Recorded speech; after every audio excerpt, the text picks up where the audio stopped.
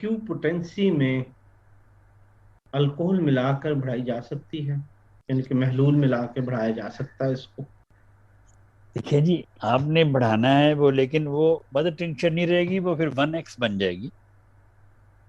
लेकिन उसमें वो कोई फर्क नहीं पड़ेगा, उसकी काम करने में कोई फर्क नहीं पड़ेगा। सिर्फ फर्क इतना पड़ेगा कि वो फिर क्यू नहीं रहेगी, क्योंकि क्यू तो, जो क्यू आती है वो मदर टिंचर जो होता है, वो मदर होती है ना। वो तो उससे तो दवाइयाँ फिर आगे इसी तरह दवाइयाँ बनती हैं।